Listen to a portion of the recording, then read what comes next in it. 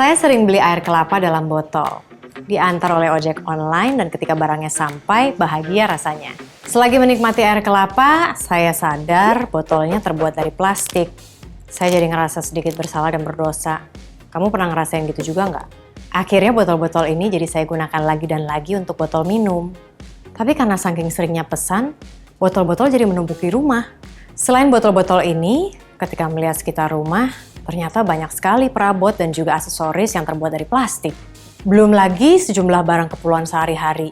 Mulai dari jajanan yang kita beli di minimarket atau produk-produk self-care yang rata-rata menggunakan plastik sekali pakai. Hari ini kita akan bicara soal itu. Bagaimana bijak menggunakan plastik sehingga bumi makin cantik.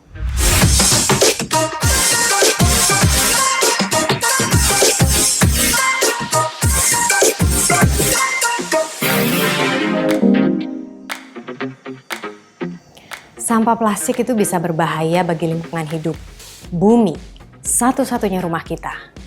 Plastik itu butuh puluhan, ratusan, hingga bahkan ribuan tahun untuk terurai, tergantung jenis plastiknya. Artinya, kemasan plastik yang kita buang hari ini itu masih akan menjadi sampah 4 hingga 50 generasi ke depan. That's long. Persoalan sampah di Indonesia memang menjadi salah satu bahasan yang gak pernah selesai. Produksi sampah yang begitu banyak, kalau nggak dibarengi oleh pengelolaan dan pengolahan yang benar, hanya akan menggunung dan akhirnya mencemari lingkungan kita. Yuk bicara data. Pada 2016, dunia menghasilkan 242 juta ton sampah plastik dan 11 juta ton diantaranya berakhir di lautan. Menurut penelitian, angka ini akan terus bertambah kalau kita belum mengubah sikap dan aksi kita terhadap plastik. Diprediksi pada tahun 2040, 29 juta ton sampah plastik akan berakhir di laut kita. Data Kementerian LHK menunjukkan di Indonesia 64 juta ton sampah dihasilkan setiap tahunnya. 14%-nya adalah sampah plastik. Sebuah riset mengungkap 1,3 juta ton sampah plastik yang tidak dikelola mencemari lingkungan. Idealnya memang berhenti menggunakan plastik. Tapi kayaknya nggak mungkin ya kita hidup tanpa plastik. Coba aja lihat tengok kanan kiri. Ada berapa plastik di sekitarmu? Yes, plastik memang memberi manfaat dalam hidup dan harganya terjangkau. Tapi kalau misalnya kita tidak bertanggung jawab dalam menggunakan dan mengelolanya, itu yang bisa jadi bahaya. Tidak hanya di lingkup rumah tangga. Industri juga sudah bertahun-tahun menggunakan plastik untuk bahan baku dan kemasan. Sekarang kita bicara solusi. Daur ulang sampah. Bagaimana sampah diolah dan menjadi bernilai? Orang Indonesia tuh memang nggak pernah habis jadi kreatif. Ada yang membuat bata dari bahan sampah plastik. Kemudian ada yang mengubah sampah plastik menjadi bahan bakar minyak. Tapi daur ulang aja nggak cukup. Menurut riset, hanya 7% sampah yang didaur ulang. Sisanya berakhir di TPA atau di saluran-saluran air yang akhirnya mencemari sungai dan laut kita. Terus apa yang bisa kita lakukan? Untuk mengatasi persoalan sampah, semua harus ambil peran. Dalam undang-undang aja udah disebutin. Ada 3 pihak yang harus bersinergi. Yang pertama adalah kita, masyarakat, konsumen. Yang kedua adalah pengusaha atau produsen. Dan yang ketiga, pemerintah dengan segala kebijakannya.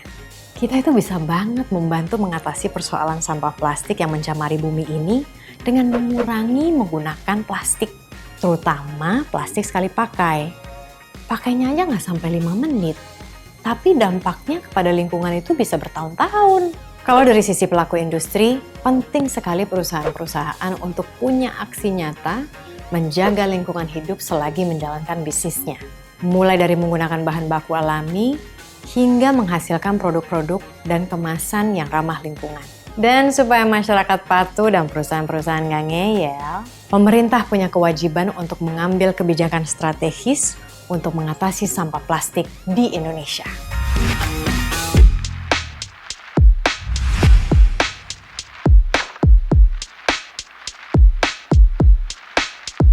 Plastik bagi industri ini terutama menjadi material yang berguna untuk memasarkan produknya kepada konsumen. Namun plastik ini memang butuh puluhan, ratusan, hingga ribuan tahun untuk terurai.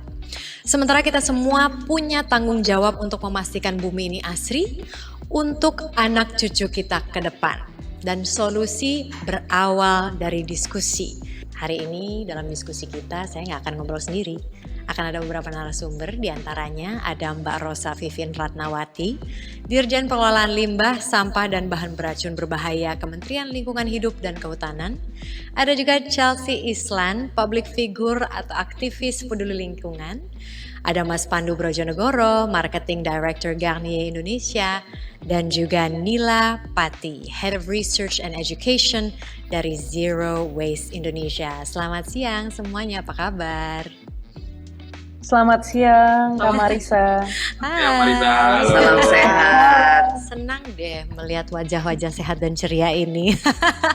Anyway, Chels, kamu ini kan sekarang selain sebagai public figure, sekarang tuh jadi aktivis peduli lingkungan. Nah, kira-kira apa aja yang sudah kamu lakukan selama ini dalam keseharian ya untuk menjaga lingkungan? Hai Kak Marisa. Hai. Untuk selama ini sih aku memang dari kecil sudah suka mendaur ulang, dan dari sekolah itu sudah ada program juga bahwa kita harus recycle, reuse, dan reduce. Sampai sekarang walaupun di rumah aja aku tetap melakukan social distance recycling. Apa itu, Jadi Chels? kita bisa recycle dari rumah. Jadi walaupun kita di rumah aja, kita tetap bisa mendaur ulang. Jadi misalnya memilah-milih sampah, dan juga misalnya yang plastik kita pisahkan. Misalnya ada stiker dari produk apapun yang kita sedang beli, kita bisa juga keep. Dan kadang kan juga ada dari tutup botol juga. Dari tutup botol itu pun juga kita masih bisa karyakan menjadi sesuatu hal. Waktu itu aku sempat bikin kalung dari tutup botol misalnya. Terus misalnya dari sendok atau garpu plastik kita masih bisa bikin sesuatu. Jadi memang banyak sekali yang kita bisa karyakan jadi arts and craft juga. That's really good. Aku tuh jujur ya, Charles. Waktu 3 tahun lalu itu aku kan sempat tinggal di Inggris. Dan memang kan Inggris waktu itu mengharuskan kita untuk memilah-milah sampah. Nah pada saat itu aku belajar. Tapi pas balik ke Indonesia aku tuh jadi nggak milah sampah lagi loh, Charles. Kamu gimana milah sampahnya? Kalau di rumah tuh sistem apa ya? Sistem pemilahan sampah kamu tuh seperti apa? Apakah beda warna tempat sampah? How do you do it?